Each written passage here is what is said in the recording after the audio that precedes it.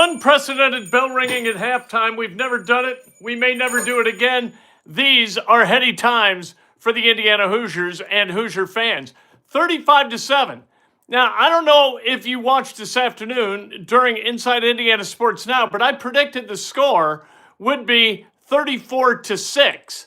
Now, I didn't say whether that was going to be for the entire game or for halftime. What I hope that I said that it was going to be the halftime score, because that would be prescient.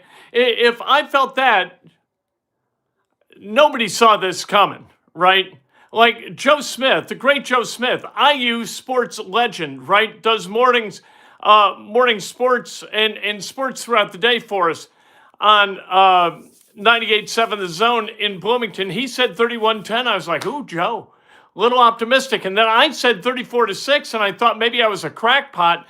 Did you know that Indiana, over the course of the season, going into this game, had 21 quarters where they scored multiple touchdowns?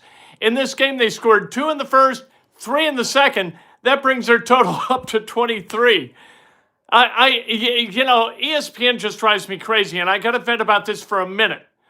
While Mikhail Kamara is on the floor, right, at Mercedes-Benz Stadium, and we don't know whether he's really hurt or not. They keep showing shots of defensive coordinator Brian Haynes and Mike Shanahan, the offensive coordinator, and they don't show Kamara get off the field. So we don't know whether he got up, he was like this, and hopping off with help, or whether he ran off and he's going to be fine or not, because right now the only damn thing that matters is whether he can play a week from Monday night.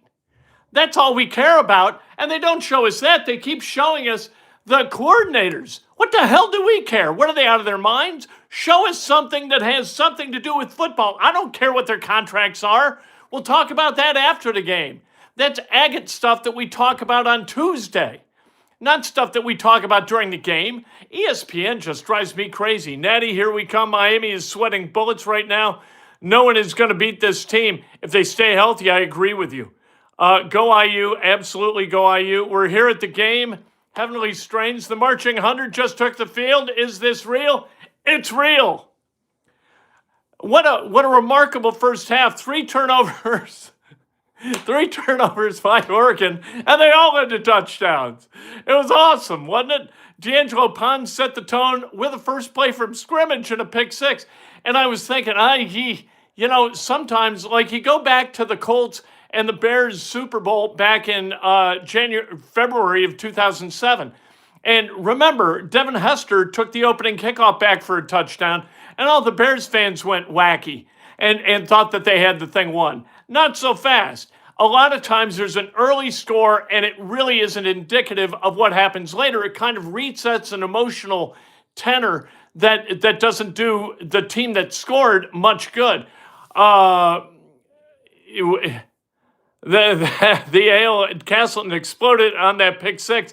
I got a text from Brad Holtz, who's the market manager for Circus Tarsian Radio in Indiana. We met a friend of his last week when we watched the Rose Bowl at the Upstairs.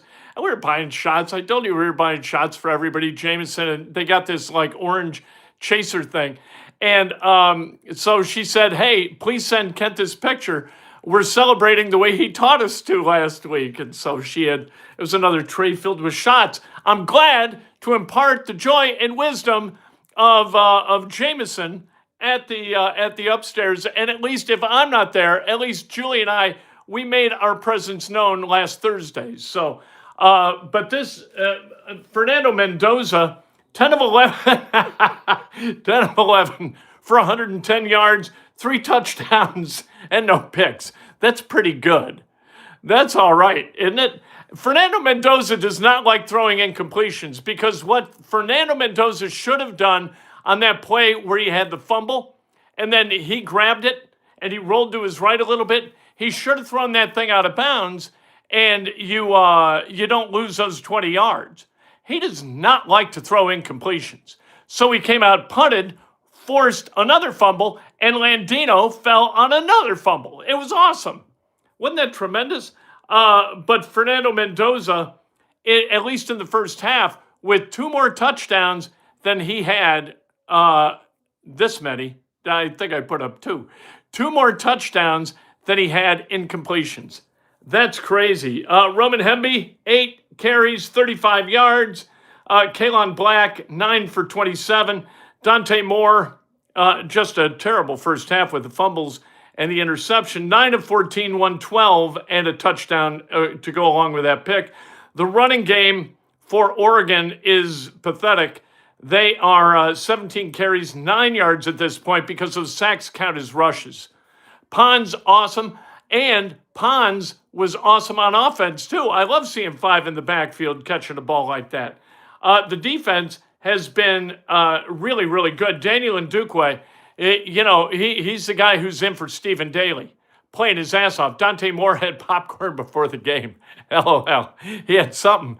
He got something going on that is not conducive to playing football at a high level. And I am loath to celebrate before the deal's done. But I'm sorry, 35-7. There is no chance in this world that Indiana's not going to win this game by a lot. We tell people all week long. The only thing that gave me a little bit of pause was the national guys on ESPN all picked Indiana. And I thought, if these idiots have suddenly come to the wisdom that Indiana's a good football team, maybe I overestimated them. But nope, not so much. Oregon looks like a high school football team. They did against Texas Tech, too, if you watch that game. They made many mistakes, but Indiana just makes so few. I did think, though, that Oregon got screwed on a call. It didn't wind up harming them because Indiana wound up punting anyway. But there was that call on that low block. So we got 15. I think they wound up punting at the end of that drive. He was just getting out of the way, so he didn't get clocked. He was going to get ear-holed, and it wasn't going to be pretty. And that dude just went down because he was going to get just annihilated. Colts need to draft Surratt, Aiden, Cooper, Kamara, and Daly. I'm with you. Just all Hoosier draft. Let's go. Mendoza needs to protect himself and just slide, please. Yes, he does, especially in the second half. It's not time to pull him yet, but we need to see his brother. We need to see Armando. Let's go. IU just keeps blowing my mind, still trying to get used to IU dominating top 25 teams. Next man up for real with this team, go IU. It reminds me of the 1985 Chicago Bears, where you just knew. Like, there was no doubt going up against the Giants, no doubt that the Bears were going to win, no doubt against the Rams they were going to win, and against the Patriots, they had no chance whatsoever. This is unbelievable. Colts need Pons too. Hey, we got 6 picks in the draft, so there's room. This is fun, says Fireman Jeff. Yes, it is. This is just awesome. This is as much fun as I can have. I like watching the game at home. I'm thinking, you know what? Right now, it would be really fun to be in Atlanta. It would be really fun right now to be in Mercedes-Benz Stadium. But who knew? Like 3 turnovers in the first half leading to 21 points. My God. Any chance for Cignetti to the Colts? No, none. 0. Why would he leave? Right? I mean, I know you're being funny, but why would he leave? IU skating to a national title. I've never seen anything like it. Right? They should do a Super Bowl shuffle. Jeremy Gray, get some of those guys, get some of those Cuban sports media guys out there and do some kind of video. This is just fantastic. I can't wait for the second half. My dad would be pumped up. Hoosiers. I get it. You know what? And this is generational. And you've got generations of people down there. You've got kids with dads with grandfathers, and they're there, and they're soaking all this in. And then you've got grandfathers who are thinking about their dads, or dads that are thinking about their dads, who have been taken too young. And so it is that. These are those moments when you get really, really emotional, right? Windmill shuffle. That's end of game nonsense. End of game nonsense. Uh, Big Sig is building a legacy at IU. Why would he want to work for the Ursays? Why would he want to work for anybody else? He's got this wired. What he's got going at IU is exactly what he wants. Why would he leave? He's going to make $15 million a year. Why would he leave? Totally shocking. Moore looks like he doesn't even want to be on the field. That's what Indiana does to you. You're right, Greg. It's a rout. This is the greatest story in sports history. Cignetti to the Colts, offer him to be coach, GM, and part owner. He still isn't coming. Very happy for you, Kent. Lord knows our Colts can't go on a run like the Hoosiers have. Go IU. This will be win number 15 for Indiana. They've destroyed their own record. Last year, they won 11 games. They won 11, and they blew away their all-time record. They had never won 10 in a season before. And now they're going to win a 15th and have a shot at 16 a week from Monday. That's crazy. That is almost doubling what was, before last year, their previous all-time high mark for wins in a season. That's insane. What's my prediction for the IU-Miami game? We got to look at the tape. We've got to see things. But after last night, this has gone really, really well. Like, things could not have gone worse for a good football team in Oregon. Let's be honest. Oregon's a good football team, and things have just not broken their way at all. Not for a second in that first half. So I doubt it's going to be like this, because it would have to be just the same against Miami, where they couldn't play any worse and Indiana couldn't play any better. So I don't think it's going to necessarily be like this. And by the way, I don't think that this game is going to wind up 70-14. So, it could wind up, I don't know, 52-13, 52-20, I don't know. Something, but it's going to be an ass whooping. Bet Saban is thinking right now he could have won 10 championships if he could have kept Cignetti and made him coordinator. Probably he was the recruiting coordinator, and I think the quarterback coach. Carson Beck don't stand a chance. No worries at all. I believe that you're right. If I'm Miami, I'm saying, well, what are we going to do? Will Miami at home be a problem? It will not be. I don't believe it'll be a problem, because Indiana fans are still going to buy tickets. It isn't going to be like this. Have you ever seen a stadium like this just red? Right? Like a bowl? They've got to outnumber the poor Oregon fans in the green. You think that, they're a horribly outnumbered minority. Lisa, thank you so much. Appreciate that. Very nice of you.